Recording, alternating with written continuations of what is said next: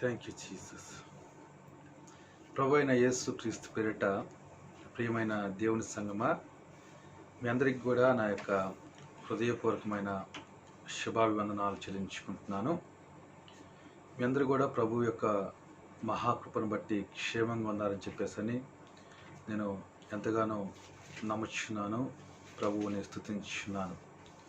ఈ యొక్క దినాల్లో ప్రభువు ఎంతో నమ్మకంగా మనల్ని కాచి కాపాడుతున్నాడు. ఆయన యొక్క వాగ్దానము, ఇజ్రాయేలును కాచి కాపాడువాడు కునుకడు నిద్రపోడు అనే వాగ్దానము ఎంతో నమ్మకంగా మన జీవితాల్లో ప్రభువు నెరవేర్చున్నాడు.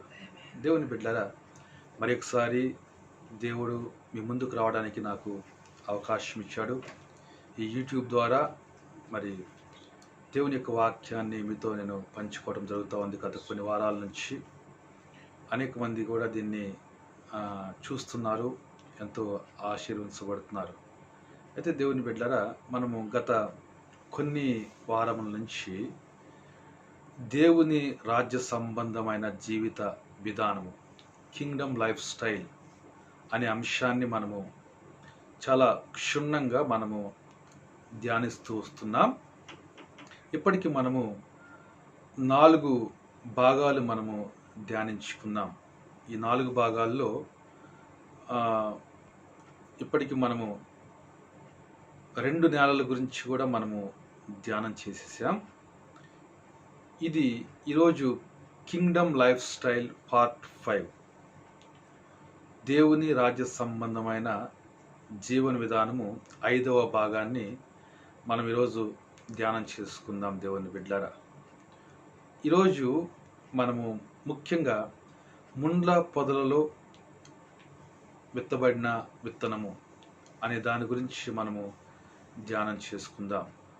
దీని కొరకు మనము లేఖన భాగాన్ని మనము చూద్దాం. మత్తయి సువార్త 13వ అధ్యాయము 22వ వచనము మనం చదువుకుందాం.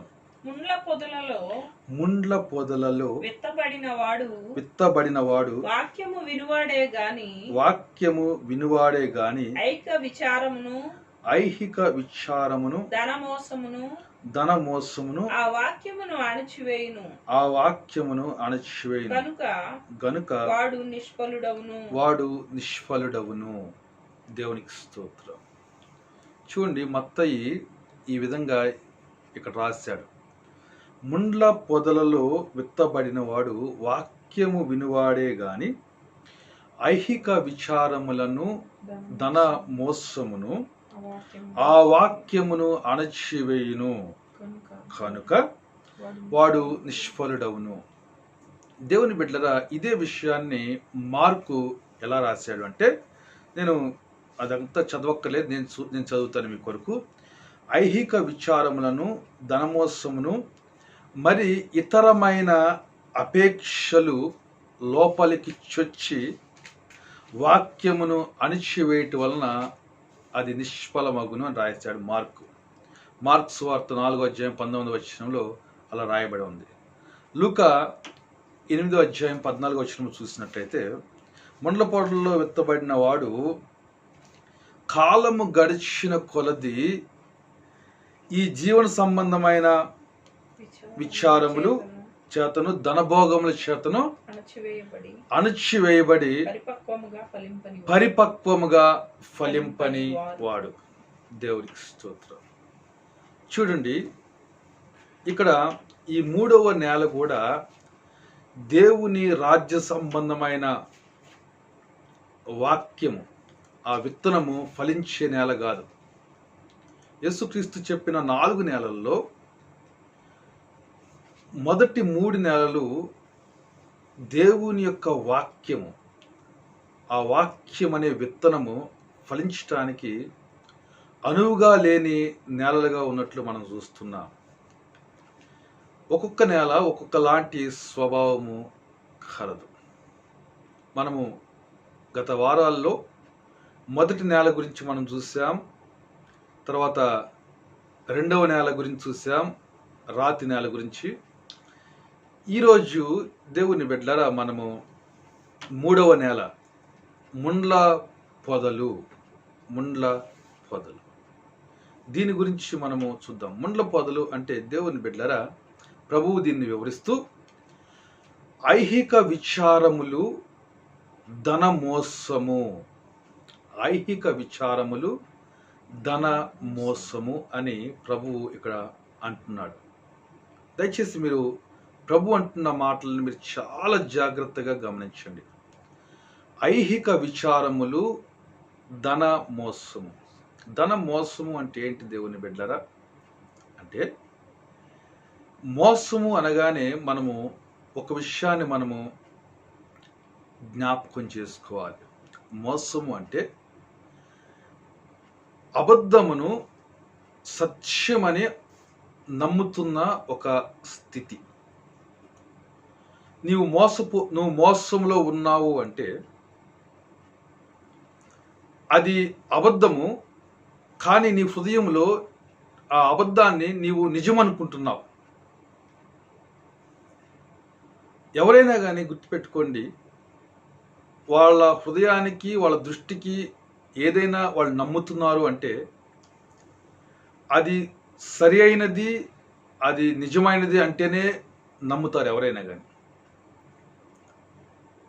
అయితే ఇక్కడ మోసము అంటే దేవుని బిడ్డలారా, వాస్తవానికి అది సత్యము కాదు, అయితే వాళ్ళు అది నిజమని నమ్ముతున్నారు, వాళ్ళు మోసంలో ఉన్నారు. అది మోసము. ఇక్కడ చూడండి, ఈ ఈ ఈ ప్రజలు ఈ ఐహిక విచారాలు ధన మోసములో ఉన్న ప్రజలను మీరు ఆలోచించండి.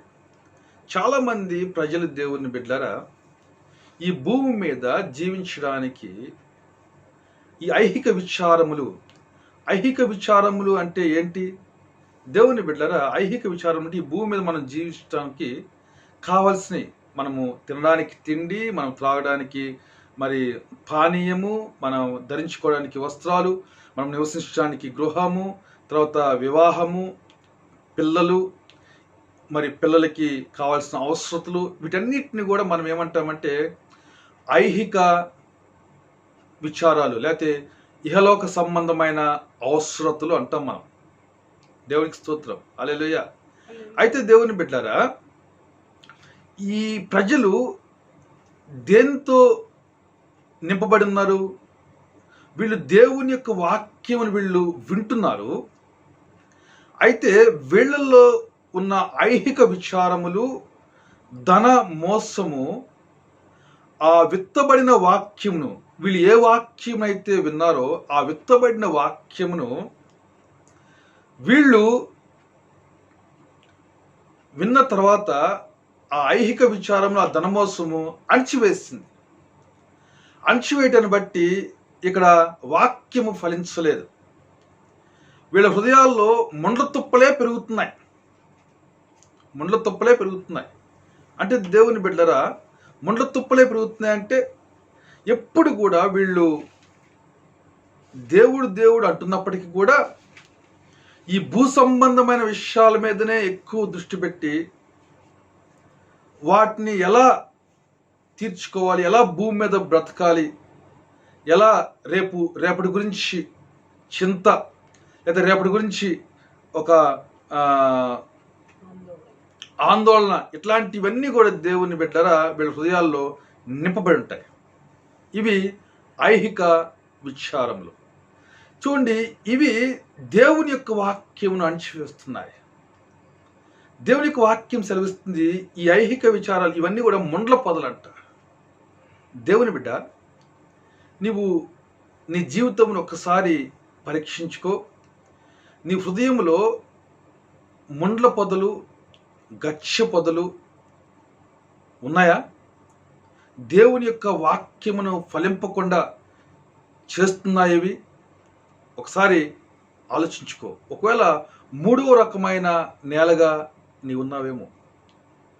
నేను నమ్ముచున్నాను దేవుని బిడ్డలారా, ఈ భూమి మీద ఉన్న మనుషులు వాళ్ళ హృదయాలని మనం గనక విభజించడం జరిగితే వాళ్ళ హృదయాలు ఈ 4 నేలల్లో ఏదో ఒక రకమైన నేలకు చెందిన వాళ్ళగా వాళ్ళ హృదయాలు ఉంటాయి. ఉంటే నీ హృదయము ఆ మొదటి నేల, త్రోవ పక్కన నేలగా ఉండుండొచ్చు. ఒకవేళ అది కాకపోతే రాతి నేలగా ఉండుండొచ్చు. ఒకవేళ అది కూడా కాకపోతే మూడవ నేల ఇది ముండ్ల పొదలు ఇలా ఉండుండొచ్చు. ఈ మూడు కూడా కాకపోతే దేవుని బిడ్డలారా, దేవునికి స్తోత్రం, నీ నేల, నీ హృదయము మంచి నేలగా ఉన్నది.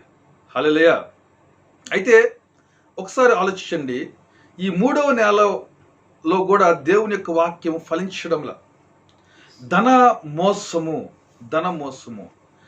మోసము అంటే దేవుని బిడ్డలారా, అంటే ధనము చేత వీళ్ళు మోసగించబడుతున్నారు. ఈ భూమి మీద వీళ్ళ జీవితము వీళ్ళు సుఖంగా జీవించడానికి, వీళ్ళకి తినటానికి తాగటానికి అంతా కూడా సమృద్ధిగా ఉండాలి అంటే వీళ్ళు అనుకుంటున్నారు, వీళ్ళు బాగా ధనం సంపాదించుకుంటే, భూమి మీద ధనం కూర్చుకుంటే ఈ భూమి మీద జీవించే జీవితానికి ఎటువంటి డోకా ఉండదు, భవిష్యత్తు బాగుంటుంది అని వీళ్ళు అనుకుంటున్నారు. దేవుని బిడ్డలారా, ఇలాంటి మోసంలో వీళ్ళు ఉంటున్నారు. దేవుని బిడ్డలు, ఒకటి నేను మీతో చెప్పాలనుకుంటున్నాను. ఈ భూమి మీద మనము జీవించడానికి ధనము అవసరమే, కానీ ధనము మనల్ని ఏలుబడి చేసే స్థితిలో మనల్ని ఉండకూడదు. ధనము మనల్ని నియంత్రించే స్థితిలో ఉండకూడదు. ధనము మన మీద ఆధిపత్యము చలాయించే స్థితిలో ధనము ఉండకూడదు. దేవుని బిడ్డలారా, బాగా వినండి. ధనము గనక మనలను నియంత్రించే స్థితిలో ఉన్నట్లయితే మనిషి ఆ ధనాన్ని బట్టి గర్వించడం జరుగుతూ ఉంటుంది. ధనము చేత నువ్వు ఏలబడుతూ ఉంటే నీవు గర్విష్ఠుడు అవటానికి అవకాశాలు ఉన్నాయి. దేవుడిని మర్చిపోతావు, దేవుడిని మీద ఆధారపడవు, ధనాన్ని నమ్ముతూ ఉంటావు. తర్వాత ధనాపేక్ష కలిగిన వాళ్ళు అనేకమైన శోధనల్లో కీడుల్లో పడతారని దేవుని యొక్క వాక్యము సెలవిస్తూ ఉంది. అంటే చూడండి, నీ హృదయములో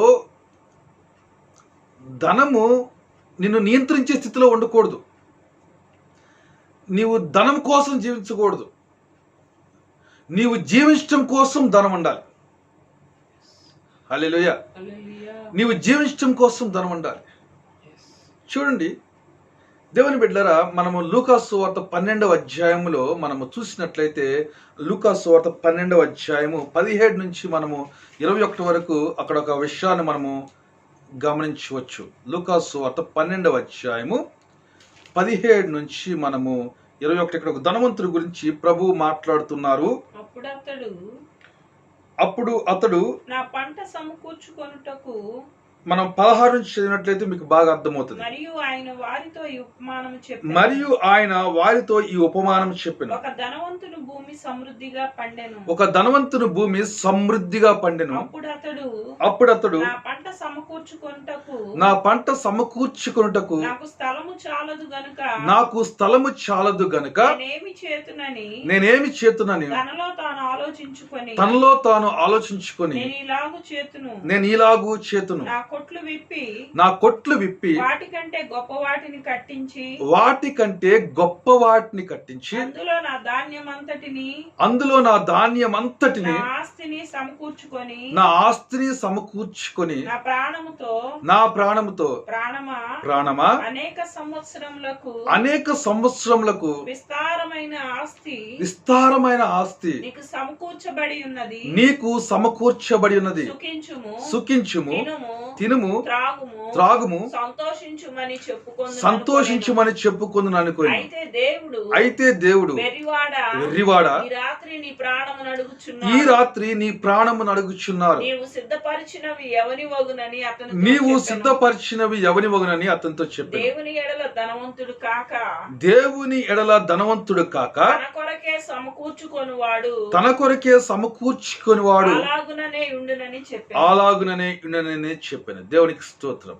చూడండి దేవుని బిడ్డలారా, ఇక్కడ యేసుక్రీస్తు ప్రభువు ఈ ధనవంతుడి గురించి ఇక్కడ చక్కటి ఉపమానాన్ని ఇక్కడ మనకు వివరించడం జరిగింది. ఈ ధనవంతుడి పంట సమృద్ధిగా పండింది. అయితే పంట పండిన తర్వాత ఈ ధనవంతుడు ఒక ఆలోచన చేశాడు. అదేంటంటే, చాలా విస్తారమైన పంట నాకు పండింది, ఇప్పుడు నేనేం చేయాలి అనుకొని తన కొట్లన్నిటిని విప్పి మళ్ళా కొత్తవి పెద్దవి గట్టించి ఆ కొట్లలో తన ధనాన్ని, తన ధాన్యమును, ఆస్తిని అంతటిని సమకూర్చుకొని తర్వాత తన ప్రాణంతో ఈ విధంగా చెప్పుకుంటున్నాడంట. దేవుని బిడ్డలు, ప్రాణమా, విస్తారమైన ఆస్తి నీకు సమకూర్చబడి ఉన్నది, సుఖించుము, తినుము, త్రాగుము, సంతోషించుమని చెప్పుకుందును అనుకునేను. చూసారా దేవుని బిడ్డరా, ఇక్కడ ఈయన భవిష్యత్తు గురించి చూడండి. అనేకమైన సంవత్సరాలకి ఇతను, అంటే ఇంకా రాబోయే అనేకమైన సంవత్సరాలకి సరిపోయినంత ఆస్తి నీకు సమకూర్చుకున్నాను నేను అంటున్నాడు. దేవునికి స్తోత్రం.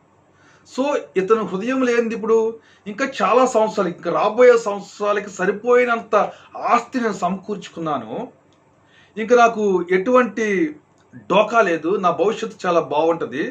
సో సుఖించు ప్రాణమా, తిను, త్రాగు, సంతోషించు అని ప్రాణంతో చెప్పుకుంటున్నాడంట. దేవునికి స్తోత్రం. హల్లెలూయా. అంటే దేవుని బిడ్డలారా, ఇతని యొక్క విశ్వాసము దేని మీద ఉంది? ఇతని యొక్క విశ్వాసము ఇతను సమకూర్చుకున్న ఆస్తి మీద ఉంది. అంటే ఇతను ఈ ఐహిక విచారాలని, అంటే ఈ లోక సంబంధమైన అవసరాలని, ఈ భూ సంబంధమైన అవసరాలని ఇతను సమకూర్చుకున్న ఆస్తి మీద ఆధారపడుతున్నాడు. అంటే తినడానికి, తాగడానికి ఆస్తిని సమకూర్చుకున్నాడు. ఇక్కడ మనం చూడాలి, ఈ 3వ నెలలో ఐహిక విచారాలు, ధన మోసము. అంటే ఐహిక విచారాలు అంటే ఏంటి? ఈ భూమి మీద మనకి అవసరాలు ఏంటి? ముఖ్యంగా తినడము, త్రాగడము, వస్త్రాలు ధరించుకోవడము, తర్వాత దేవుని బిడ్డరా ఇల్లు, ఇవన్నీ కూడా మన యొక్క భూ సంబంధమైన అవసరతలు. వీటి కొరకు ఇతను ధనాన్ని సమకూర్చుకున్నాడు. నేను ఒక ప్రశ్న వేస్తాను. ఒకవేళ ఇతనికి గనక మరి పంట పండకపోతే, కరువు వస్తే, ఇక్కడ పంట సమృద్ధిగా పండింది అలా చెప్పుకున్నాడు. ఒకవేళ పంట పండకపోతే, కరువు వస్తే అప్పుడేం చెప్పుకుంటాడు? తన ప్రాణంతో, ప్రాణమా, ఇంకా నీకు తినడానికి ఏమి లేదు, నువ్వు సుఖించడానికి ఏమి లేదు, నీకు త్రాగడానికి ఏమి లేదు, ఇంకా నువ్వు చనిపోతావు. అంటే చూడండి, ఇతని యొక్క బ్రతకడము, ఇతని యొక్క లేకపోతే చనిపోవడం అంతా కూడా ఇతను సమకూర్చుకున్న ఆస్తి మీద ఇతను ఆధారపడుతున్నాడు. టోటల్గా ఇక్కడ అర్థం ఏంటంటే, దేవుని బిడ్డ, ఇతని యొక్క విశ్వాసము ధనం మీద ఉంది. అంటే ఇతను ధనమోసంలో ఉన్నాడు. ఇట్లా చాలా మంది దేవుని పిల్లలు తెలియకుండానే ధనమోసంలో ఉండిపోతున్నారు. ఈ భూమి మీద వాళ్ళు జీవించడానికి వాళ్ళకి ధనము ఎంతో అవసరము, ధనము లేకుండా జీవించలేము అన్న ఒక విశ్వాసంలో వాళ్ళు పడిపోయారు. దేవుని బిడ్డలారా, అది ప్రభువు చెప్తున్నాడు.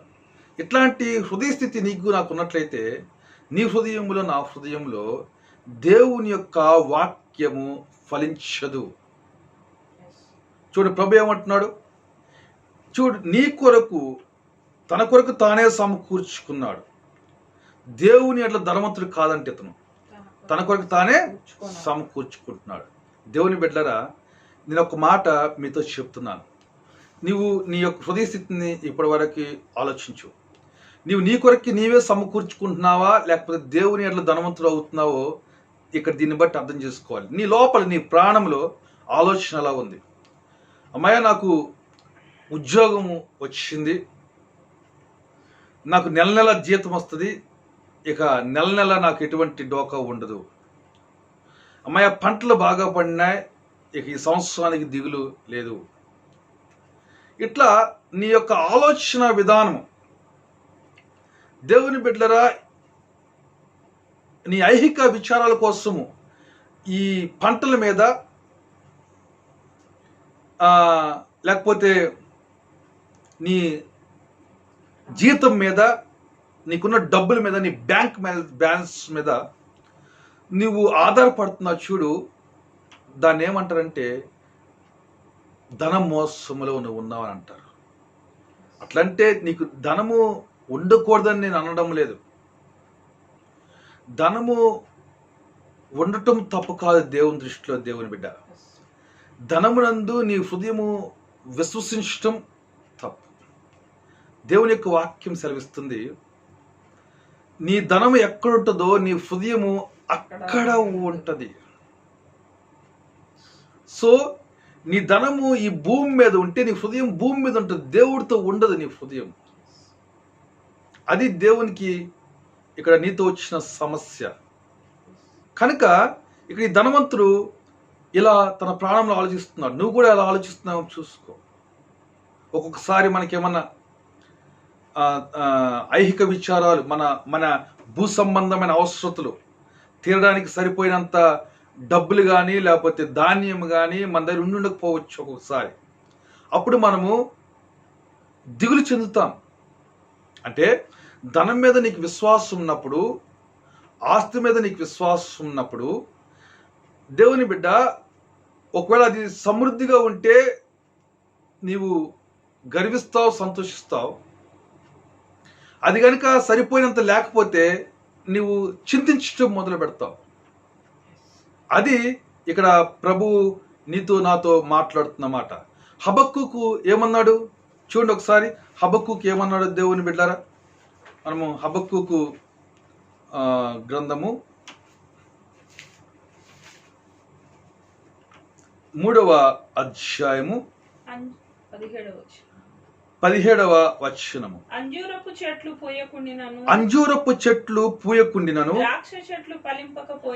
ద్రాక్ష చెట్లు ఫలింపకపోయినను, ఒలివ చెట్లు కాపులేకయుండినను,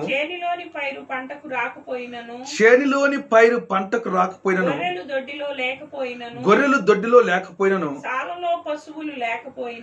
సాలలో పశువులు లేకపోయినను, నేను యెహోవా యందు ఆనందించెదను. నా రక్షణకర్త అయిన నా దేవుని యందు నేను సంతోషించెదను.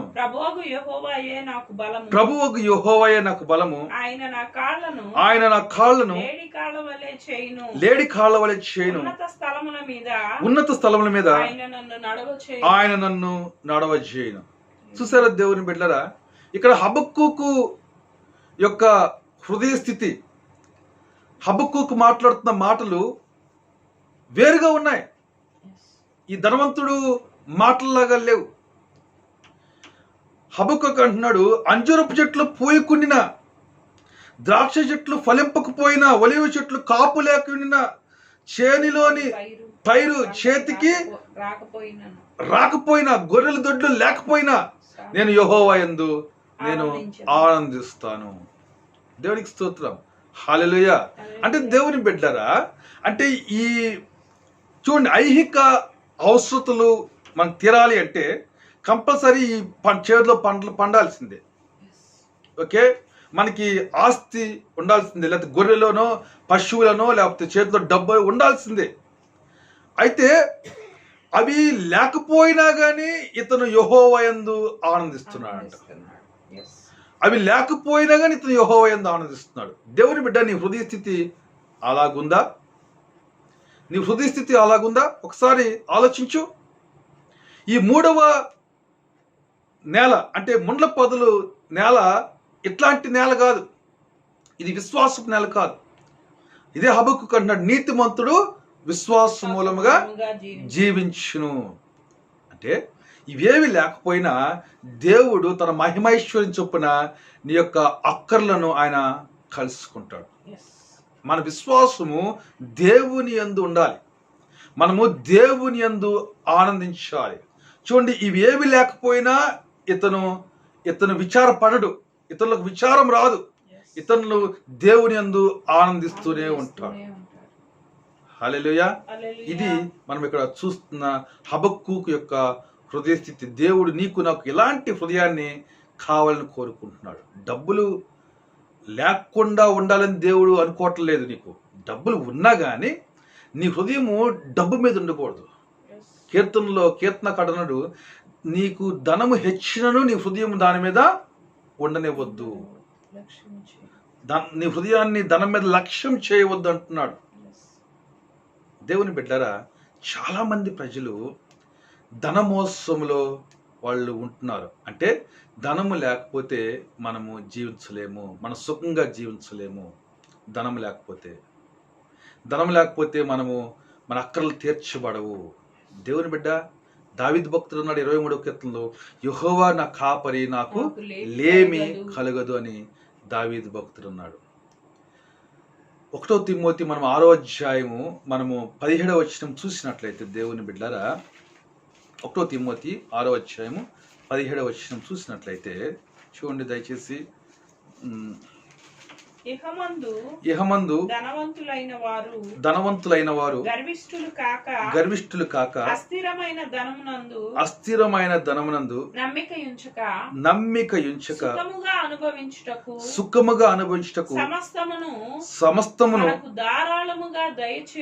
మనకు ధారాళముగా దయచేయు దేవుని యందే నమ్మిక ఉంచుడని ఆజ్ఞాపించుము. దేవునికి స్తోత్రం. ఇక్కడ చూడండి దేవుని బిడ్డలారా, ఇహమందు ధనవంతులైన వారు గర్విష్ఠులు కాక. చూసారా, నువ్వు ఈ భూమి మీద ధనవంతులు అయి ఉంటే గర్విష్ఠులు అవడానికి అవకాశాలు ఉంటాయి. సో నువ్వు ధనవంతుడు అయితే దేవుడికి ఇబ్బంది ఏం లేదు. అయితే ధనవంతుడు నీకున్న ధనాన్ని బట్టి నువ్వు గర్విష్ఠుడు అయితే దేవుడికి ఇబ్బంది.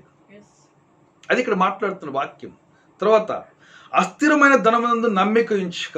నీకు డబ్బులుంటే దేవుడికి ఇబ్బంది ఏం లేదు. నీకున్న డబ్బుల మీద నువ్వు నమ్మిక ఉంచుతావు చూడు, ఆ నమ్మకం ఉంచటము దేవునికి ఇబ్బంది. సో నమ్మిక ఉంచుక సుఖముగా అనుభవించుటకు సమస్తమును మనకు ధారాళముగా దయచేయు దేవుని యందే నమ్మిక ఉంచుమని ఆజ్ఞాపించుము.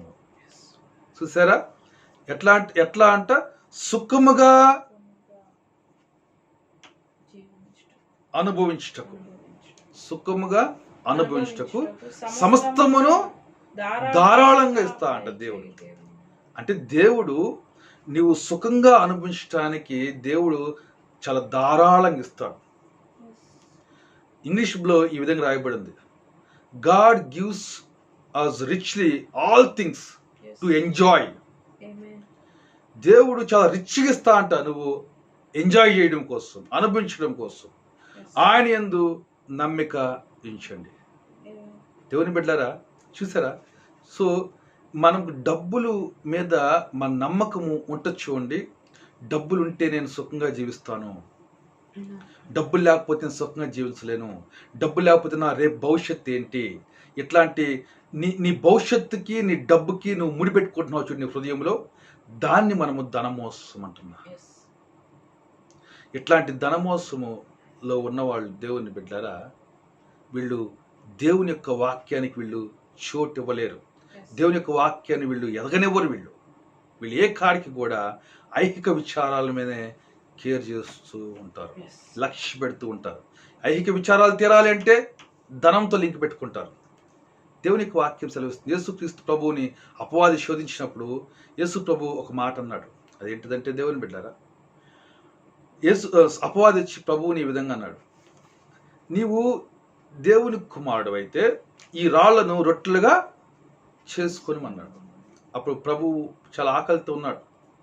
అప్పుడు ప్రభు అన్నాడు ఒక మాట, ఇలాగూ రాయబడినది, మనుష్యుడు రొట్టె వలన మాత్రమే కాదు, దేవుని నోట నుంచి వచ్చు ప్రతి మాట వలన మనుషుడు జీవించును. దేవునికి స్తోత్రం. మనుషుడు రొట్టె వలన మాత్రమే కాదు, దేవుని నోటి నుంచి వచ్చు ప్రతి మాట వలన జీవించును. ఇక్కడ ఏమంటున్నాడు ప్రభు? అపవాది ఏమంటున్నాడు? ప్రభు శోధించబడుతున్నప్పుడు ఆయన శోధనలో ఓడిపోకుండా,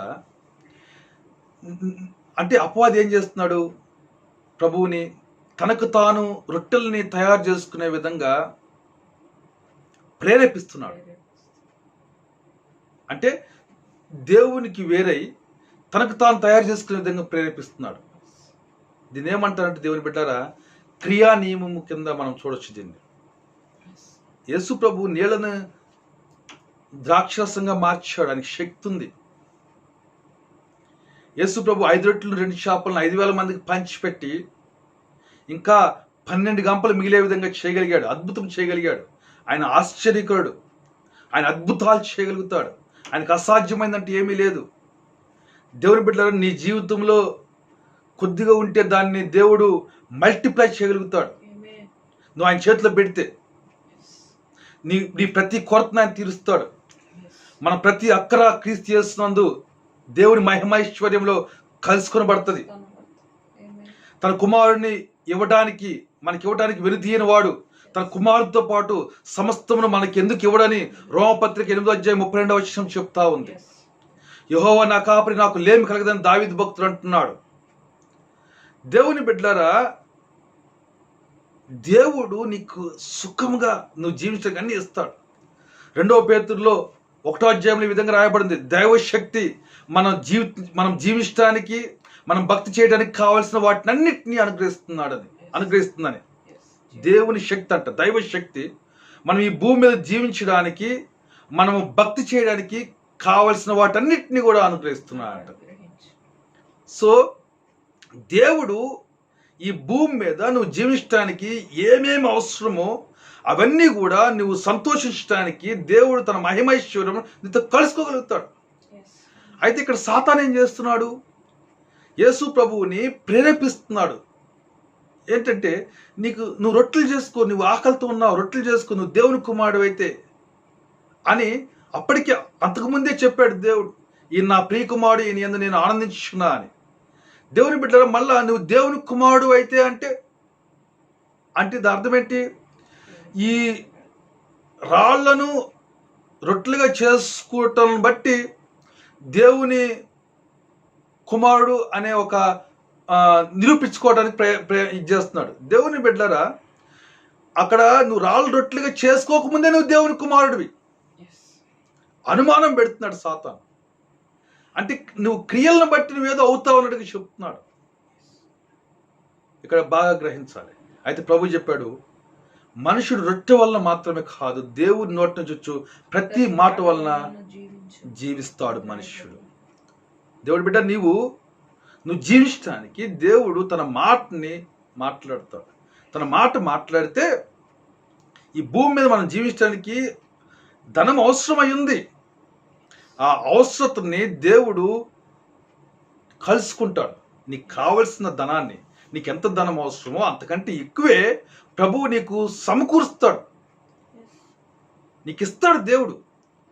అంతేగాని నీవు దేవుడిని నమ్మకుండా ధనాన్నే నమ్మి ధనము చేత కంట్రోల్ చేయబడిన స్థితిలో మనము ఉండకూడదు. అది చాలామంది దేవుని పిల్లలు తెలిసి కానీ తెలియక కానీ ఐహిక విచారాలకి ధనానికి ముడిపెట్టుకుంటున్నారు. దేవుని బిడ్డ, నీ ఐహిక విచారాలకి దేవుని వాక్యానికి నీవు ముడిపెట్టాలి. అది దేవుడు కోరుకుంటున్నాడు.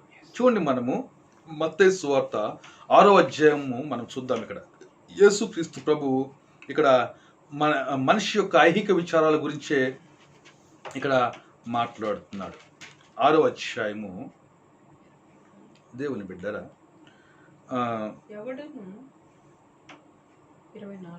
6వ అధ్యాయము 19వ వచనం, భూమి మీద మీ కొరకు ధనమును కూర్చుకొనవద్దు, ఇక్కడ చిమ్మెటయు తుప్పును తినివేయును, దొంగలు కన్నం వేసి దొంగిలెదరు. పరలోకమందు మీ కొరకు ధనమును కూర్చుకొనుడి, అచ్చట చిమ్మెటైనను తుప్పైనను దాన్ని తినివేయదు, దొంగలు కన్నం వేసి దొంగిలరు. నీ ధనం ఎక్కడ నుండును అక్కడనే నీ హృదయము ఉండును. దేహమునకు దీపము కన్నే గనుక దేహమునకు దీపము కన్నే ఆ గనక కన్ను తేటగా ఉండిన నీ ఎడల కన్ను తేటగా ఉండిన ఎడల నీ దేహమంతయు వెలుగుమయమై నీ ఉండును. దేహమంతయు వెలుగుమయమైండు. నీ కన్ను చెడినదైతే నీ కన్ను చెడినదైతే నీ దేహమంతయు చీకటిమయమై నీ ఉండును. దేహమంతయు చీకటమైండు. నీలో ఉన్న వెలుగు చీకటి అయి ఉండిన ఎడల నీలోనున్న వెలుగు చీకటి ఉండిన ఆ ఎడల చీకటి ఎంతో గొప్పది. ఆ చీకటి ఎంతో గొప్పది. ఇక్కడ ప్రభు ఏం మాట్లాడుతున్నాడు, ఈ భూమి మీద నీ కొరకు ధనమును కూర్చుకొనవద్దు. మరి నీకు డౌట్ రావచ్చు, ఇప్పుడు ఇదేంటి, నా కొరకు ధనమును కూర్చుకోకపోతే మరి నేను ఈ భూమి మీద ఎలా జీవిస్తాను? ఈ భూమి మీద నేను జీవించే జీవితంలో నా అక్కర్లన్నీ కూడా ఎలా తీర్చబడతాయి? మరి ప్రభు ఏమంటున్నాడు, నువ్వు కూర్చుకుంటే నీ ధనాన్ని తుప్పు తినివేసి దొంగలు దొంగిలిస్తారు, కన్నం వేసి దొంగిలిస్తారు అని ప్రభు చెప్తున్నాడు. పరలోకమందు నీ కొరకు ధనం కూర్చుకో అంటున్నాడు. అంటే ఇందాక మనం చూసాం, ఆ ధనవంతుడు తనకు తానే ధనవంతుడు అవుతున్నాడు, దేవుని ఎడ్ల ధనవంతుడు కాకుండా ఉంటున్నాడు. అంటే ఇక్కడ పరలోకమందు ధనం కూర్చుకోవడం అంటే దేవుని బిడ్డారా, దేవుడిని నీ ధనంగా చేసుకో, దేవుడిని సంపాదించుకో. హల్లెలూయా. అది ఇక్కడ ప్రభు చెప్తున్నాడు. అంటే నీవు దేవుడిని బట్టి భూమి మీద నువ్వు జీవించగలుగుతావు, అది సాధ్యము. అంతకంటే ఎక్కువగా ధనముతో జీవించే దానికంటే ఇంకా మంచిగా నువ్వు జీవించగలుగుతావు అని ఇక్కడ ప్రభు చెప్తున్నాడు. అది కానీ దేవుడిని ధనం అయితే దేవుడిని ఎవరైనా దొంగిలించగలుగుతారా? ఒకసారి ఆలోచించండి. తర్వాత దేవుని పెట్టారా చూడండి, నీ ధనం ఎక్కడ ఉన్నో అక్కడే నీ హృదయం ఉన్ను. ఒకవేళ దేవుడు నీ ధనం అయితే నీ హృదయం దేవుడితో ఉంటుంది. దేవుడు నీ ధనం కాకపోతే నీ హృదయం దేవుడి దగ్గర ఉండదు. నెక్స్ట్ మనము 24 వచనం చూసినట్లయితే, ఎవడును ఇద్దరు యజమానులకు దాసులుగా ఉండనేరరు. అతడు ఒకరిని ద్వేషించి ఒకరిని ప్రేమించును, లేదా ఒకరి పక్షముగా నుండి ఒకరిని తృణీకరించును. మీరు దేవునికి సిరికిని దాసులుగా నుండ నేరరు. ఇక్కడ చూడండి, ఇక్కడ మనుషులు ఏం చేస్తున్నారు, దేవుడు యజమాని, దానికి ఒక అర్థం ఉంది. దేవుడు సృష్టికర్త, ఆయన దేవుడు, ఆయన రాజులకు రాజు, ఆయన ప్రభువులకు ప్రభు, ఆయన దేవుడు కాబట్టి ఆయన యజమానిగా ఉండడంలో అర్థం ఉంది. అయితే మనుషులు సిరిని కూడా యజమానిగా చేసుకుంటున్నారు. అంటే సిరిని కూడా దేవునికి సమానమైన స్థాయిని సిరికి కూడా ఇస్తున్నారు. దేవుని బిడ్డారా, ఆయన యెహోవా, ఆయనకు సాటి ఎవరు కూడా లేరు. ఆయన రక్షకుడు, ఆయనకు సాటి ఎవరు లేరు. ఆయనలాగా నిన్ను ఎవరు రక్షించలేరు, ఆయన తప్ప నిన్ను ఎవరు రక్షించలేరు. ఆయన ప్రభువు, ఆయనకు సాటి ఎవరు లేరు. ప్రజలు ఏం చేస్తున్నారంటే ఈ ధనమును, ఈ సిరిని దేవుని స్థానంలో తీసుకొచ్చి పెడుతున్నారు. సిరిని యజమానిగా చేసుకున్న అంటే వీళ్ళ హృదయములో సింహాసనం మీద సిరికి స్థానం ఇస్తున్నారు. అది ఇక్కడ ప్రభు అభ్యంతరపడుతున్నాడు. నీ హృదయంలో సిరి యజమానిగా ఉన్నాడా, లేకపోతే నీ అక్కర్లు తీర్చే ఒక సేవకుడిగా సిరి ఉందా? నీ అక్కర్లు తీరటానికి డబ్బులు అవసరం, అవి దేవుడు సమకూరుస్తాడు, దేవుని ద్వారా సమకూర్చబడతాయి. నీ హృదయములు ఎవరు యజమానిగా ఉన్నారు? చూడండి, ఇక్కడ యజమాను, సిరి అంటే యజమాని అంట. అలాంటి స్థితి మనకు ఉండకూడదు. ఈ ఐహిక విచారాలు ఉంటాయి చూడండి, వీళ్ళల్లో సిరి యజమానుడిగా ఉన్నాడు. అందుకే దేవునికి వాక్యము వీళ్ళలో ఫలించడం లేదు, అవి అణిచివేయబడుతుంది. దేవుని యొక్క వాక్యం అణిచివేయబడతా ఉంది. సాతాను మన యొక్క హృదయాలని దేవుడి మీద కాకుండా డబ్బు మీద స్థిరపడే విధంగా సాతాను ఎంతో ప్రయత్నం చేస్తున్నాడు. దేవుని బిడ్డలారా, దయచేసి మనం అది గ్రహించాలి. కనుక ఎవడునూ ఇద్దరు యజమానులకు దాసుడుగా ఉండనేరడు. అతడు ఒకరిని ద్వేషించి ఒకరిని ప్రేమించును, లేదా ఒకరి పక్షంగా నుండి ఒకరిని తృణీకరించును. మీరు దేవునికి స్త్రీకి దాసులుగా ఉండనేరరు. చూడండి, అందువలన నేను మీతో చెప్పినదేమనగా ఏమి తిందుమా ఏమి త్రాగుదమని మీ ప్రాణమును గుర్చేను, మీ ఏం ధరించుకుందామని మీ దేహమును గుర్చేను చింతింపకూడి. దేవునికి స్తోత్రం. హల్లెలూయా. ఆహారం కంటే ప్రాణమును, వస్త్రం కంటే దేహమును గొప్పవి కావా. ఇది ఈ భూ సంబంధమైన జీవితం గురించి మాట్లాడుతున్నాడు ఇక్కడ ప్రభు. మీరు ఏం తినాలా ఏం త్రాగాలా అని చింతించొద్దు, ఏం ధరించాలని చింతించొద్దు. ఆకాశ పక్షులను చూడండి, ఆకాశ పక్షుల్ని పరలోకపు తండ్రి పోషిస్తున్నాడు, మీ పరలోకపు తండ్రి పోషిస్తున్నాడు. అంటే ఏంటి అంటే ఈ ఐహిక విచారాలని, ఈ ఐహిక అవసరతల్ని, ఈ భూ సంబంధమైన అవసరతల్ని మీ పరలోకపు తండ్రి తీర్చగలుగుతాడని చెప్తున్నాడు ఇక్కడ యేసు ప్రభు. తీర్చాలని, మీకు ఏమేమి అవసరమో తెలుసని యేసు ప్రభు చెప్తున్నాడు. అందుకని చూడండి ఇక్కడ ఏముందో, దేవుని బిడ్డారా, 32వ వచనం చూడండి.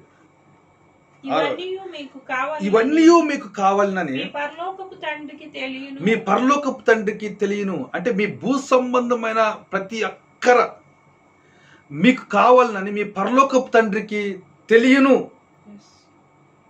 సో నీకు ఏమేమి అవసరమైతే ఉన్నాయో అవి నీ తండ్రికి తెలుసు, ఆయన తీరుస్తాడు. మనమేమంటున్నామంటే తండ్రి తీర్చడం కాదు, నా నా నా డబ్బులతో నేను తీర్చుకుంటా అంటున్నాను. అవి తీరటానికి డబ్బులు ఉండాలంటావు నువ్వు. యేసుప్రభు అంటే డబ్బుల కంటే నీకు తండ్రి ఉండాలంటాడు. దేవుడు నీ తండ్రి ఉండాలి, నీవు దేవుని రాజ్యము, దేవుడి నీతిని నువ్వు కలిగి ఉండాలంటాడు యేసుప్రభు. అలా ఉంటాన్ని బట్టి ఇవన్నీ కూడా నీకు కల్పబడతాయి అంటాడు. దేవునికి స్తోత్రం. హల్లెలూయా. దేవుని బిడ్డలారా, అంటే చూడండి, నీవు ఇక్కడ చూడండి, ఇక్కడ ఏమంటున్నాడు ప్రభు. కాబట్టి 33వ వచనం, కాబట్టి మీరు ఆయన రాజ్యమును నీతిని మొదట వెతకుడి, అప్పుడు అవన్నీ మీకు కల్పబడును, అనుగ్రహింపబడును.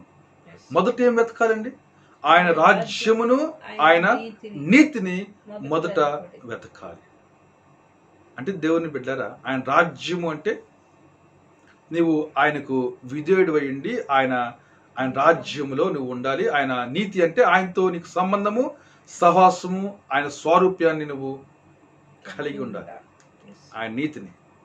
ఇది కనుక మొదట నువ్వు వెతికినట్లయితే ఈ ఐహిక విచారాలన్నీ కూడా, ఈ ఐహిక భూ సంబంధమైన అవసరాలన్నీ కూడా ఈ పరలోకపు తండ్రి నీకు వాటితో పాటు అనుగ్రహిస్తా అంట, కలుపుతా అంట. చూడు ఇప్పుడు ఎంత సులువు అయిపోతుందో. పరలోకపు తండ్రి నీ యొక్క అవసరాలను తీరుస్తున్నాడు.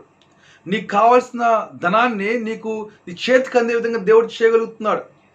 నువ్వు దేవుడి నీతిని, దేవుడి రాజ్యం వెతుకుతూ ఉంటే వాటితో పాటు నీకు ఒక ఉద్యోగాన్ని, దేవుడి చిత్తానుసరమైన ఉద్యోగాన్ని దేవుడు నీకు కల్పగలుగుతాడు. ఆ విధంగా నీ అక్కర్లు తీర్చబడతాయి. అయితే నీ విశ్వాసము దేవుడి మీద ఉంటుంది, నీ ఉద్యోగం మీద ఉండదు. నీ విశ్వాసం నీ పంట పొలాల మీద ఉండదు, దేవుడి మీద ఉంటుంది. పంట పొలాలు పండకపోయినా ఇంకొక మార్గంలో దేవుడు నీ అక్కడిని తీర్చగలుగుతాడు. నీకు జీతము ఆ నెల రాకపోయినా ఇంకొక విధానంలో, ఇంకొక మార్గంలో దేవుడు నీ అక్కడిని తీర్చగలుగుతాడు. ఎందుకంటే ఆయన సజీవుడు కాబట్టి. అది ఇక్కడ యేసు ప్రభు చెప్తున్నాడు దేవుని బిడ్డ. కనుక చూడండి, కనుక యేసు ప్రభు ఏంటంటే ధనమును బట్టి మీ అక్కర్లు తీరుస్తాయని మీరు నమ్మొద్దు. మీరు అలా నమ్మొద్దు. దేవుడిని బట్టి మీ అక్కర్లు తీర్చబడతాయని నమ్మండి. దేవునికి లోబడండి, దేవునితో సంబంధం కలిగి ఉండండి, దేవునితో సహవాసాన్ని కొనసాగించండి. రేపటి గురించి మీరు చింతించవలసిన అవసరం లేదు. ఎందుకంటే దేవుడు నీకు ప్రతిరోజు నీ భూమి మీద జీవించినంత కాలం మాత్రమే కాదు, నీ నిత్యత్వానికి సంబంధించి దేవుడు నీకు ఇచ్చే దేవుడిగా నీకున్నాడు. ఆయన నీ నిత్యత్వం గురించి ఆలోచించిన వాడు. ఆయన నీ రేపులో ఉన్నాడు, ఆయన నీ ఎల్లుండిలో ఉన్నాడు, ఆయనకి రాబోయే సంవత్సరంలో ఆయన ఉన్నాడు. ఆయన నిత్యత్వం నుంచి నిత్యత్వంలోకి ఉన్న దేవుడు. నీవు అలాంటి దేవుడు నీవు తండ్రిగా నువ్వు కలిగి ఉన్నావు. ఆయన పరలోకపు తండ్రి అని ఇక్కడ యేసుక్రీస్తు ప్రభు వీళ్ళకి చెప్తున్నాడు. అంటే ఏంటి? ఈ ఐహిక విచారాల నుంచి, ఈ ధనమోసం నుంచి విడిపించడానికి ఇక్కడ యేసు ప్రభు ఈ బోధంతా చేస్తున్నాడు. దేవుని బిడ్డలారా, ఐహిక విచారాలు, ధనమోసం నుంచి విడిపించడానికి యేసు ప్రభు ఈ బోధ చేస్తున్నాడు ఇక్కడ. అందుకనే ఆకాశ పక్షులను చూడమని చెప్తున్నాడు, ఆ యొక్క అడవి పువ్వులను చూడమని చెప్తున్నాడు. ఎందుకు నీకు ఇదంతా చూపిస్తున్నాడు? ఎందుకు ఇంత వివరణాత్మకంగా చెప్తున్నాడు? ఎందుకంటే నీ హృదయంలో కొత్త వెలుగు, యేసయ్య హృదయంలో ఉన్న వెలుగు నీ హృదయంలో ప్రకాశించాలి. ఇక ధనమోసం నుంచి నువ్వు విడిపించబడాలి. ధనములకు యజమాని స్థానము నీ జీవితంలో ఉండకూడదు. ఇంకా ధనము చేత నువ్వు కంట్రోల్ చేయబడకూడదు. బైబిల్ చెప్తుంది ధనాపేక్ష సమస్త కీడులకు మూలమని చెప్తా ఉంది. ఎవరైనా ధనవంతుడు అవ్వాలని కోరుకుంటేనంట వాడు అనేకమైన శోధనలో ఊర్లో పడతాడంట, వాడు హానికరమైన వాటిలో పడతా అంట, వాడు ఎన్నో శ్రమలు వాడికి తెచ్చుకుంటా అంట. 1 తిమోతి 6వ అధ్యాయము మనము 7 వచనాలు 7, 8, 9 వచనాలు ఆ విధంగా రాయబడినట్లుగా మనం చూస్తున్నాం. దేవుని బిడ్డలారా, చూసారా? కనుక మనము ఈరోజు నువ్వు గ్రహించవలసింది ఏంటంటే, నువ్వు ధనమోసంలో ఉన్నావేమో, మోసం నుంచి బయటికి రా. నువ్వు ఎట్లా ఉండాలంటే పరలోకపు తండ్రితో ఒక సంబంధాన్ని, ఒక సహవాసాన్ని నువ్వు చక్కగా కలిగి ఉంటాను బట్టి ప్రతిరోజు, ప్రతి సమయంలో, ప్రతి విషయంలో పరలోకపు తండ్రి నీ అక్కరలను తీరుస్తూ ఉంటాడు, నీకు సహాయం చేస్తాడు. చూడండి, ఆదాముని దేవుడు సృజించినప్పుడు ఆదాముకి దేవుడు తన రాజ్యాన్ని ఇచ్చాడు. ఆ రాజ్యము ఉంటాను బట్టి ఆదాముకి అన్నీ కూడా ఉన్నాయి. అదే యేసు ప్రభు చెప్తున్నాడు, మొదట దేవుని నీతిని, రాజ్యమును వెతకండి. అంటే ఆదాము ఏమైతే కోల్పోయాడో మళ్ళా అది మీరు పొందుకోండి. దేవుడి ద్వారా, నా ద్వారా మీరు పొందుకోండి. మీరు చక్కగా చింతలేని జీవితాన్ని జీవించండి. రేపటి గురించి మీరు చింతించాల్సిన అవసరం లేదు. చింతించడం వల్ల మీకు ఎటువంటి ఉపయోగం అనేది ఉండదు అని యేసుక్రీస్తు ప్రభు దేవుని బిడ్డలారు ఇక్కడ ప్రజల్ని, తన శిష్యుల్ని ఆ చింత నుంచి, భవిష్యత్తు గురించి, భయాందోళన నుంచి విడిపిస్తున్నాడు. మనము నిశ్చింతగా జీవించాలనేది దేవుని చిత్తం. ధనాపేక్ష లేని వారంగా, ధనం యందు విశ్వాసం లేకుండా దేవుని యందు విశ్వాసముస్తూ, దేవుని ప్రేమిస్తూ జీవించాలని దేవుని చిత్తం. నీకు ధనము ఉంటే తప్పు కాదు, లేకపోతే తప్పు కాదు. ధనము ఉన్నా లేకపోయినా నిన్ను పోషించేది దేవుడే. నువ్వు ఆ విశ్వాసాన్ని కలిగి ఉండాలి. హల్లెలూయా. చూడండి దేవుని బిడ్డలారా, చాలామంది ప్రజలు ఏదైనా పని చేయాలంటే మొట్టమొదట ధనం ఉంటే చేయగలుగుతాం అనుకుంటారు, ధనం లేకపోతే మరి చేయలేము అనుకుంటారు. అంటే ఏంటి? వాళ్ళు చేసే పని ధనాన్ని మూలం చేసుకొని వాళ్ళు ఆలోచన విధానం ఉంది. దేవుని బిడ్డలారా, నీకు ధనం ఉన్నా లేకపోయినా, ఒకవేళ నువ్వు ఏదైనా పెద్ద పని చేయాలంటే దానికి చాలా డబ్బులు అవసరమైతే, దేవుని బిడ్డలారా, నీ దగ్గర అంత డబ్బులు లేకపోతే నువ్వు ఎలా ఆలోచించాలో తెలుసా? దేవుని బిడ్డ, దేవా ఈ పని నువ్వు కనుక నన్ను చేయమని చెప్తా ఉంటే, నా కంటికి డబ్బు కనపడకపోయినా నేను విశ్వాసంతో నువ్వు చేయమన్నావు కాబట్టి నేను చేయడం మొదలు పెడతాను. నాకు కావలసిన డబ్బుని నువ్వు ఇవ్వబోతున్నావు, నా చేతిలోకి రాబోతా ఉంది. ఎందుకంటే నువ్వు నాతో ఉన్నావు, నువ్వు సమకూర్చబోతున్నావు, నువ్వు చెప్పావు, నేను నీకు లోబడుతున్నాను. ఇక్కడేంటి? దేవుని యందు విశ్వాసం నుంచి వీళ్ళు పని మొదలు పెడుతున్నారు. ఆ పనికి ఎంత డబ్బు అయితే అవసరం ఉందో ఆ డబ్బంతా కూడా దేవుడు సమకూర్చే బాధ్యతను దేవుడు తీసుకుంటాడు. అది దేవుని యందు విశ్వాసం అంటే. అంతేగాని దేవుడు యందు విశ్వాసం అంటే అసలు డబ్బులు లేకుండా జీవించమని కాదు. దేవుని బిడ్డ, డబ్బులను దేవుడు సమకూర్చగలుగుతాడు. దేవునికి ఆ శక్తి సామర్థ్యాలు ఉన్నాయి. నువ్వు దేవుని శక్తి సామర్థ్యాల మీద ఆధారపడి జీవించాలనేది దేవుడి చిత్తం. దేవుని పిల్లలు అలా జీవించాలి. అది రాజ్య సంబంధమైన జీవిత విధానం. ఇది దేవుడి మీద ఆధారపడి జీవించాలి. దేవుని బిడ్డలారా, అన్ని జనులు వీటన్నిటి విషయం విచారిస్తారు. అన్ని జనులు. నువ్వు అన్ని జనులాగా ఉంటావా? నువ్వు దేవుడి బిడ్డవా, అన్ని జనుడువా? నువ్వు అన్ని జనుడు కాదు కదా.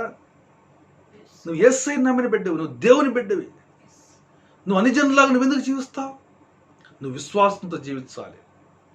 నీ పరలోకపు తండ్రితో నీకున్న సంబంధాన్ని, సహవాసాన్ని నువ్వు మెయింటైన్ చేసుకుంటూ, చక్కగా ఆయనతో మాట్లాడుతూ, ఆయన వాగ్దానాలు నువ్వు నమ్ముతూ, ఆ వాగ్దానాలు నెరవేర్చుకునే విధంగా నువ్వు జీవించాలి.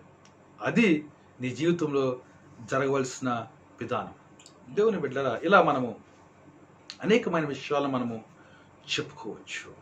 సో నీకు ఉద్యోగం ఉండొచ్చు, నీకు పొలం ఉండొచ్చు, వాటిని నమ్మొద్దు. వాటి మీద నీ నమ్మకం ఉంచొద్దు. దేవుడు సుఖముగా అనుభవించుటకు ధారాళముగా దయచేయు దేవుని యందు మాత్రమే నమ్మిక ఉంచు. అది దేవుడు నీ నుంచి కోరుకుంటున్నాడు. హల్లెలూయా. నేను చివరిగా ఇంకా ముగించిపోతున్నాను దేవుని బిడ్డలారా. ఒకసారి ఒక ధనవంతుడు ప్రభు యొద్దకు వచ్చాడు. మంచి బోధకుడా, నిత్య జీవము పొందుకుంటకు నేనేమి చేయవలనని చేసి ప్రభువుని ప్రశ్నిస్తాడు. ప్రభు ఆజ్ఞలు పాటించు అంటాడు. అవన్నీ చిన్నప్పటి నుంచి చేస్తున్నా అంటాడు. ప్రభు అంటే నీకు ఒకటి కొదువుగా ఉన్నది అంటాడు. నీకున్న ఆస్తి అంతటిని ధనమంతటిని అమ్మి బేదలకు ఇచ్చి నన్ను వెంబడించు, అప్పుడు నీకు పరలోక ముందు ధనము సమకూర్చబడుతుంది అంటాడు. అతడు మిక్కిడి ధనవంతుడు కాబట్టి అతను విచారంతో ముఖమంతా జారేసుకొని అతను అక్కడి నుంచి వెళ్ళిపోతాడు. చూసారా దేవుని బిడ్డరా, నిత్య జీవము కావాలని ఆయనే కోరుకున్నాడు. దానికి ఏం చేయాలి అని ప్రశ్నించాడు. సో యాక్చువల్గా నిత్య జీవం కావాలంటే యేసు ప్రభుని నమ్మాలి. యేసు ప్రభుని నమ్మితే నీకు నిత్య జీవం ఇవ్వబడుతుంది. అయితే ఇక్కడ ప్రభు ఆయనను డీల్ చేస్తున్న విధానం, ఆయన హృదయము దేని యందు నమ్మకం ఉంది?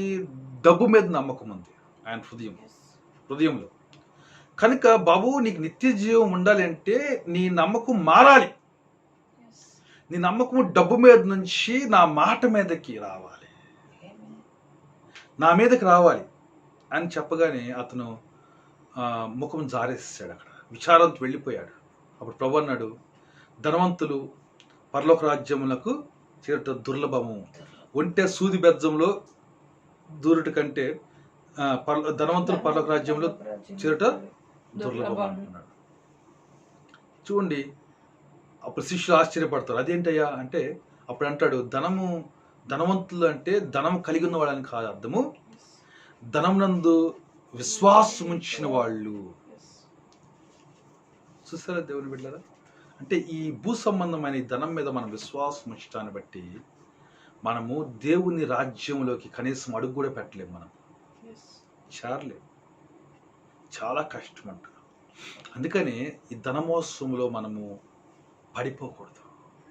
మోసము అంటే మోసం చేసేది ఎవడు? సాతానే. సాతాను నిన్ను ధనంతో మోసం చేస్తున్నాడు. చూడు, డబ్బు లేకుండా నువ్వు జీవించలేవు, కష్టం. నువ్వు జీవించాలంటే నీకు డబ్బును సంపాదించడం మొదలు పెట్టాలి. దేవుని బిడ్డ, ఇది లాస్ట్గా ఒకటి చెప్పేసి నేను ముగించిపోతున్నాను. ఇంకా యేసు ప్రభు ఒక మాట అన్నాడు. అదేంటంటే 6వ అధ్యాయం, మత్తయి సువార్త 6వ అధ్యాయము 25వ వచనంలో చివరి భాగము, ఆహారము కంటే ప్రాణమును, వస్త్రము కంటే దేహమును గొప్పవి కావా. దేవుని బిడ్డలారా, ఇక్కడ ఆహారము కంటే ప్రాణము, వస్త్రము కంటే దేహం అని అన్నాడు. కానీ యాక్చువల్గా ప్రాణము అనే మాటకి ఇంగ్లీష్లో ఏం రాయబడిందంటే లైఫ్ అని రాయబడింది. అంటే నువ్వు ఈ భూమి మీద జీవించే జీవితము నీ ఆహారం కోసము, నీ వస్త్రం కోసము జీవించడం కాదు, దీనికోసం జీవించడం కాదు. దీనికంటే ఇంకా ఎక్కువ జీవితం ఉంది. నువ్వు ఎంత డబ్బు సంపాదించినా నీ ఆలోచన అంతా ఎట్లుంటుంది? నేను సుఖంగా ఉండగలుగుతాను ఈ డబ్బుని బట్టి, నా జీవితకాలం అంతా బాగా ఉండగలుగుతాను, నా పిల్లలు బాగా ఉండగలుగుతారు, వాళ్ళు చక్కగా తినగలుగుతారు, వాళ్ళు మంచి వస్త్రాలు ధరించుకోగలుగుతారు, వాళ్ళు మంచి ఇంట్లో ఉండగలుగుతారు. ఎంతకంటే నీ ఆలోచన దాటదు. ఇంకా నీకు ఎంత డబ్బున్నా, నువ్వెంత డబ్బు సంపాదించినా నీ ఆలోచనలు ఇంటే తిరుగుతాయి. అయితే ప్రభు అంటున్నాడు, అసలు నీ జీవితము ఆహారం కంటే గొప్పది. అంటే ఈ ఆలోచనల కంటే ఇంకో నువ్వు నీ జీవితంతో చేయాల్సిన పనులు చాలా ఉన్నాయి. నీ దేహము వస్త్రము కంటే గొప్పది. ఏదో వస్త్రాలు ధరించుకోవడానికి, మంచి వస్త్రాలు ధరించుకోవడానికి ఈ దేహం ఉంది అనుకుంటున్నామేమో. ఈ దేహంతో ఇంక చాలా పనులు ఉన్నాయి చేయవలసినవి. నీ ఆలోచన కొంచెం లోతులోకి వెళ్ళాలి. దీన్ని దాటి ఆలోచించాలి. గొప్ప ఆలోచనలు ఆలోచించాలి. నీవు ఈ భూమి మీద నీ యొక్క జీవితంతో నువ్వు దేవుడిని మహింపరచాలి, దేవుడి చిత్తాన్ని చేయాలి. నీ దేహంతో నువ్వు దేవుడిని మహింపరచాలి. నువ్వు ఏ కాడికి కూడా నువ్వు ఎంత ఆలోచించినా తిండి గురించి, వస్త్రం గురించి, ఇంటి గురించి, వీటి గురించి ఆలోచిస్తావు. నీ గురించి ఆలోచిస్తావు, నీ పిల్లల గురించి ఆలోచిస్తావు, నీ పిల్లల గురించి ఆలోచిస్తావేమో. ఏదైనా ఎంత గురించి ఆలోచించినా, నువ్వు డబ్బు గురించి ఆలోచిస్తే ఇదే ఆలోచనలు ఉంటాయి నీకు. కానీ దేవుడి గురించి నువ్వు ఆలోచించడం మొదలు పెడితే నీవు పరలోకపు చిత్తాన్ని భూమి మీద చేస్తావు. దేవుని సంకల్పాన్ని భూమి మీద నెరవేరుస్తావు. దేవుడిని ఎందుకు సూచించుకున్నాడో అందుకు నువ్వు ఈ భూమి మీద నువ్వు జీవించిన వ్యక్తిగా నువ్వు మారుతావు. దానికోసము నీకు అన్ని కూడా, నీ వివాహము, నీ యొక్క ఆరోగ్యము, నీ యొక్క ధనము, నీవు తినటానికి తిండి, నీవు ఉండటానికి ఇల్లు, వస్త్రము అన్నీ కూడా దేవుడు తన చిత్తానుసారంగా నీకు సమకూరుస్తాడు అని దేవుని బిడ్డలారా యేసుక్రీస్తు ప్రభు ఇక్కడ మాట్లాడటము జరుగుతూ ఉంది. కనుక ఆలోచించు, నీవు ధనమోసంతో నీ జీవితాన్ని ఎలాగ కొనసాగించుకుంటూ అనేక శ్రమల్లో పడుతూ నువ్వే పొడుచుకుంటూ నీవు అనేకమైన శ్రమలతో పొడుచుకుంటూ జీవిస్తావా? లేదు, దేవునితో సంబంధం కలిగి దేవుని రాజ్య సంబంధమైన జీవితం, దేవుని యందు నమ్మకించి దేవుని యొక్క వాగ్దానాల మీద ఆధారపడి నీతిమంతుడిగా విశ్వాసంతో జీవించడానికి ఇష్టపడతావా? ఒకసారి ఆలోచించు. చాలామంది ప్రజలు, దేవుని బిడ్డారా, మరి దేవుని చిత్తం గురించి ఆలోచించకుండా మరి వాళ్ళకి జీవితాన్ని పాడు చేసుకొని నాశనం అయిపోయిన వాళ్ళని ప్రభు చెప్తున్నాడు. అట్లా చాలామంది కూడా మళ్ళీ ఉండబోతున్నారంట. యేసు ప్రభు చెప్తున్నాడు. ఇది చెప్పేసి నేను ముగించేస్తాను. లూకాసు సువార్త మనము చూసినట్లయితే దేవుని బిడ్డ, లూకాసు సువార్త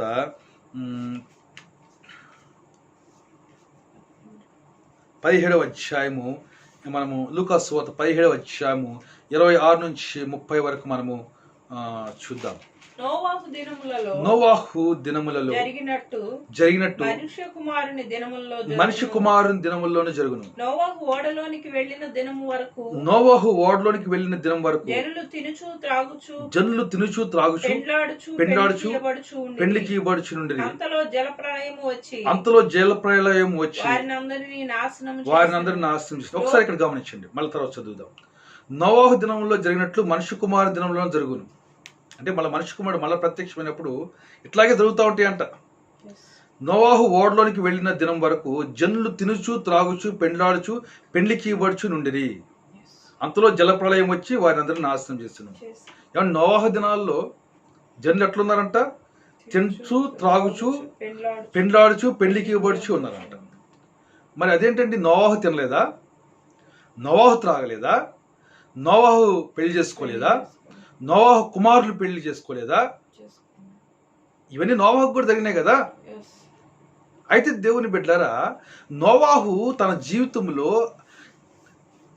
తన జీవితాన్ని దానికోసమే జీవించలేదు. తినటం కోసము, తాగటం కోసమే, పెళ్లి చేసుకోవడం ఇందుకే కాదు. దేవుడు ఉన్నాడు, సృష్టికర్త ఉన్నాడు. ఆయన నీ భూమి మీద సూచించాడు. ఆయనకు ఒక చిత్తం ఉంది, ఆయనకు ఒక సంకల్పం ఉంది. ఆయనకు భయభక్తులు చూపాలి, ఆయన మార్గంలో నేను నడవాలి, ఆయన కృపను పొందుకోవాలి, ఆయన ఎదుట నీతిమంతులుగా జీవించాలి అని ఆయన ఎందుకు విశ్వాసం ఉంచి దేవుడి చిత్తాన్ని చేస్తూ ఉంటాను బట్టి వాటితో పాటు నోవాహు తిన్నాడు, తాగాడు, పెళ్లి చేసుకున్నాడు, అంత చేసుకున్నాడు. కానీ మిగిలిన వాళ్ళు ఏంది? అసలు దేవుని పక్కన పెట్టేశారు, దేవుని విశ్వాసాన్ని పక్కన పెట్టేశారు, దేవుని సంకల్పాన్ని పక్కన పెట్టేశారు.